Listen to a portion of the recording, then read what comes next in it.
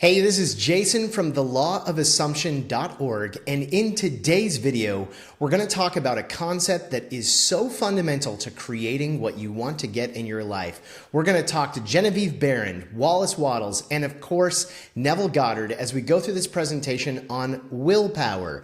Willpower or inner power is essential to creating the things that you want in your life, transforming your results, and moving faster, accelerating your manifestations with willpower. We're going to talk about what it is, how to use it, why it's so important, and why I see that this is often one of the most overlooked aspects of creation, reality shifting. So, again, I'm Jason from thelawofassumption.org. If you haven't yet subscribed, please subscribe to our YouTube channel here. We produce lots of great content that helps you understand the key concepts behind the law of assumption from a variety of authors, presentations, and different techniques. So let's jump right in here. We're going to begin with a quote from Genevieve Behrend. This comes from her amazing book, Your Invisible Power. This is a fantastic book about the power of visualization and how to use it in your life.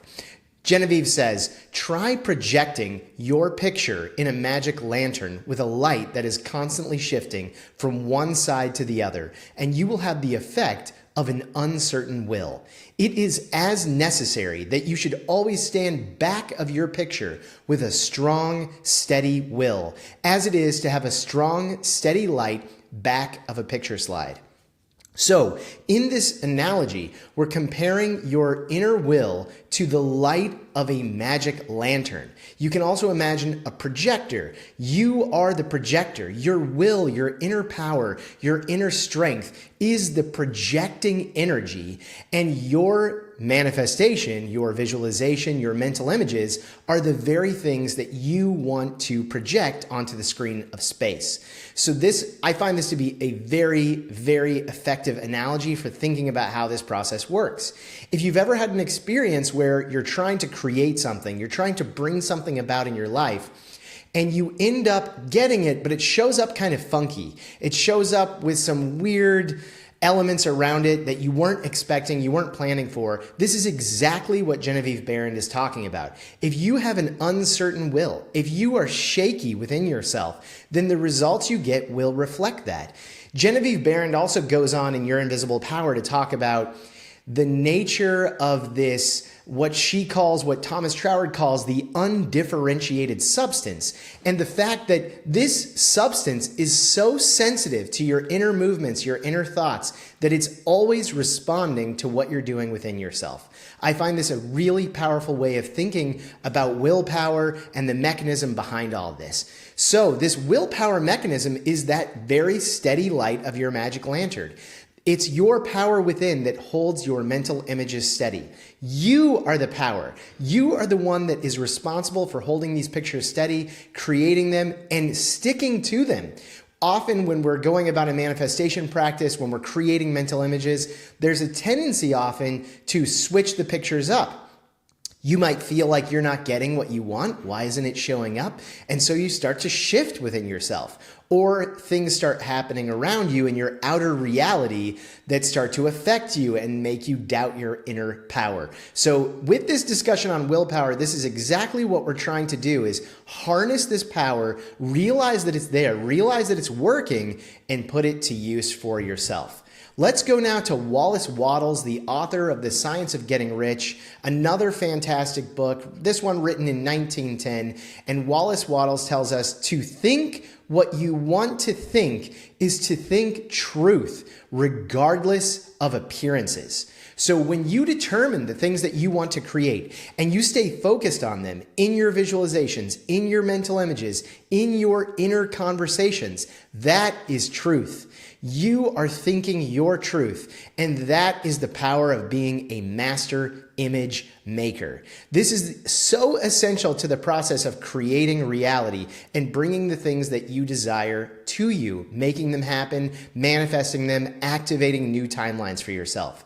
Wallace Wattles goes on to say, to think health when surrounded by the appearances of disease, or to think riches when in the midst of appearances of poverty, requires power, but he who acquires this power becomes a master mind. We often talk about the nature of the 3D, dealing with your 3D outer circumstances, talking about how circumstances don't matter. And if there was ever a quote to sum this up beautifully, this is Wallace Wattles from Chapter 4 of The Science of Getting Rich. If you have a chance, this book is widely available online. Of course, you can pick up your own copy as well. They're very cheap. It's a very short book. But Chapter 4, the first principle of the science of getting rich. And by getting rich, of course, the whole concept of getting rich can include much more than just wealth. It can include romance, health, success. All of the things that you want can be embodied in this concept of the science of getting rich. And this is really about scientific thinking. It's about realizing that the things you're doing within yourself end up showing up outside of you. Wonderful book for understanding this concept. Take the time today to read even just Chapter 4. Let's flip to Neville Goddard. We're all familiar with the concept of being the operant power. Neville reminded us of this concept constantly. You are the operant power. You must do this. It does not operate itself. You operate your mental pictures from within, and the mechanism that makes this possible is your inner will. Your inner will is the very mechanism that's making this happen. So being the operant power means digging in, pulling this willpower from within yourself and holding true to the things that you want. It does not mean force. I want that to be very clear. We often think about willpower in terms of physical force and trying to make things happen. All we're using the will for is to hold our images steady, to know that they are true, to know that you are thinking truth, and to hold to them. Things are going to happen on the outside in your 3D reality that are going to shake you up a little bit. That is normal. You are not a robot. You are a human being coming here, ready to have this experience, learning to master your consciousness to become a master image maker. And part of this process is learning how to hold yourself steady within. Again, not about physical force. This is not about having some raw discipline and forcing yourself to wake up at 3 in the morning. I don't know, maybe that is part of your manifestation, but I want to reiterate the importance that inner power is something that originates inside yourself. It's a steadiness, it's a knowingness. So Neville tells us the great secret is a controlled imagination and a well-sustained attention that's firmly and repeatedly focused on the feeling of the wish fulfilled until it fills the mind and crowds all other ideas out of consciousness. Of course, Neville constantly reminding us that consciousness is the only reality. So what you are conscious of being is what will show up in your life. And when you're focused, very focused on the things that you want, and you hold your mental images steady, this concept of willpower is the very grit that you can use to keep yourself focused, to keep your imagination controlled, to keep your attention focused, and keep it focused firmly and repeatedly, as Neville tells us, on that feeling of the wish fulfilled.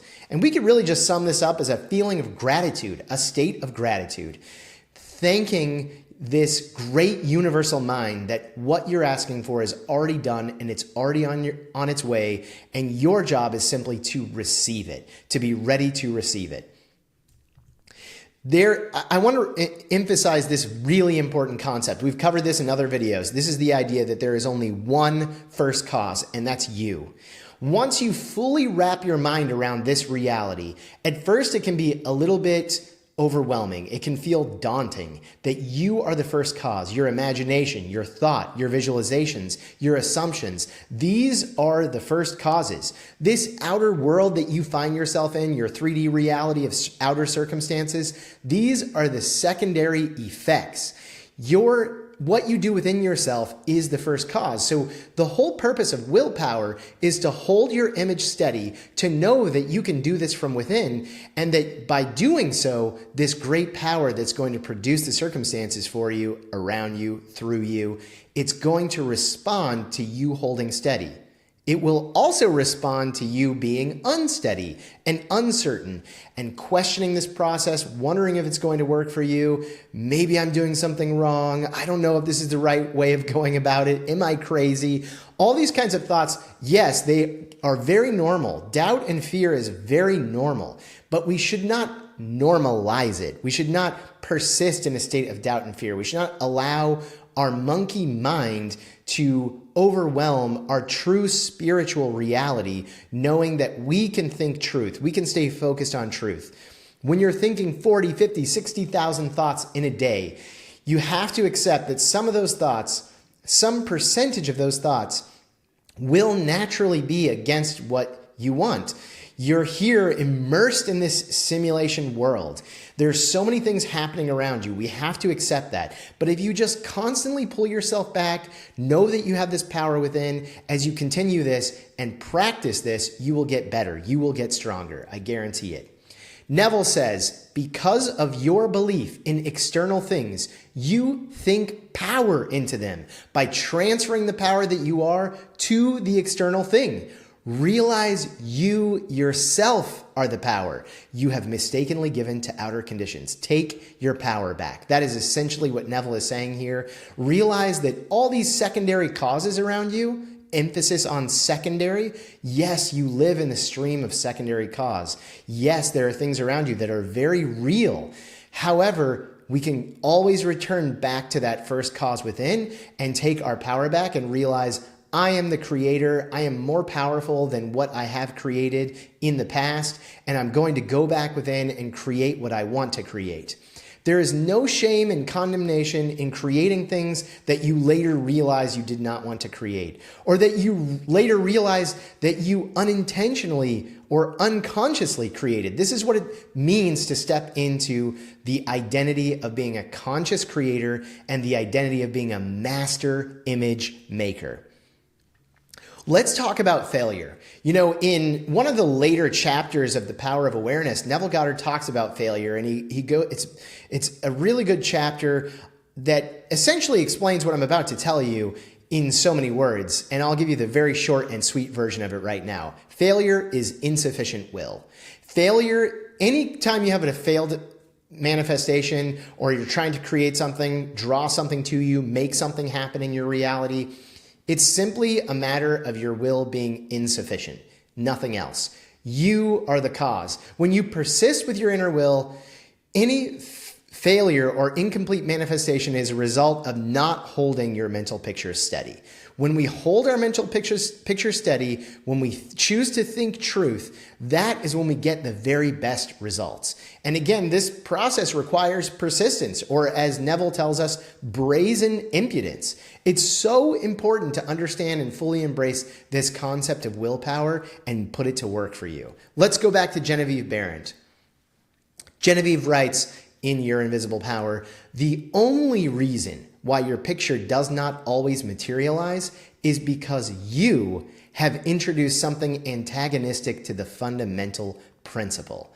The only reason is you. The only reason is me. The only reason that we end up with the results that we don't desire, that our picture does not materialize, or it materializes in a seemingly negative way, not in a kind of half-baked way, the only reason is because we introduce something else. Genevieve goes on in that book to tell us that usually the thing that we introduce is we change our picture. And there's only one reason why you would change your mental images, change your imaginal acts, or change your visualizations. And the reason is because you are lacking willpower to stick to the thing that you want to create.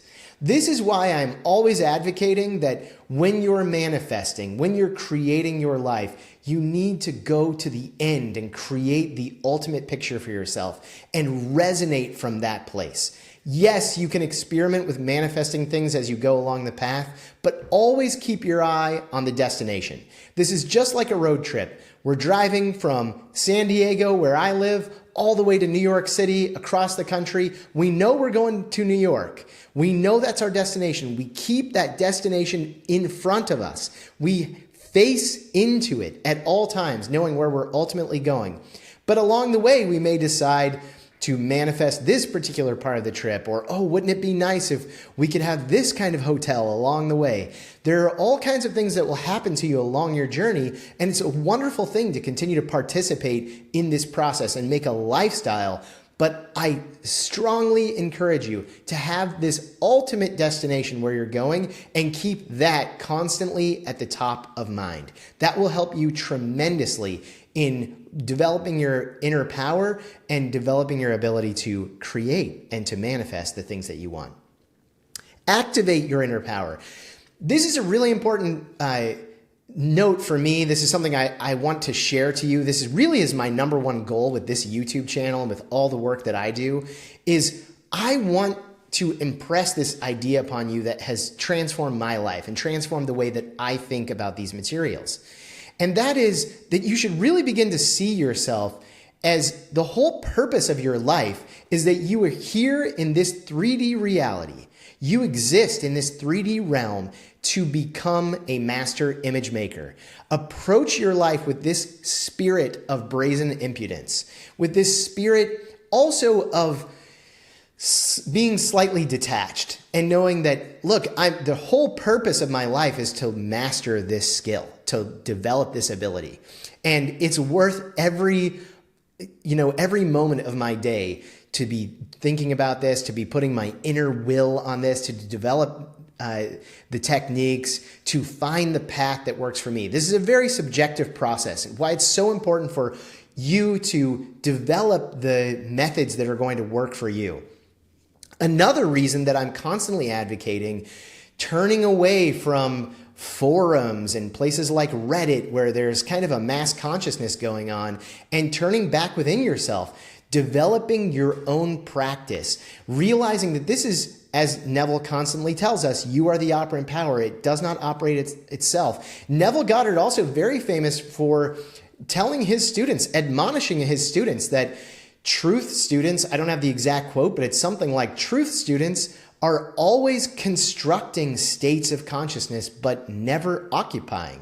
That's a trap that we can often fall into, is searching and seeking, but never taking the time to really step into a state of consciousness.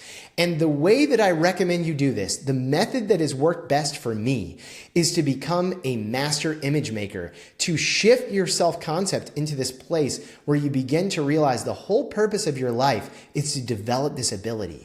And this gift of consciousness that you've been given, that we've all been given, that we are here to learn how to use it and learn how to apply it. And as you go along, you'll develop different techniques and abilities from other people, integrate them into your own practice, and make them work for you. Let's close with a quote from Neville.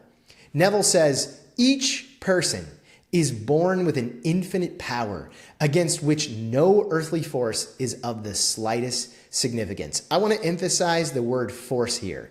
He tells us that no earthly force can reduce your inner power, your infinite power, which you are born with. This is your divine right.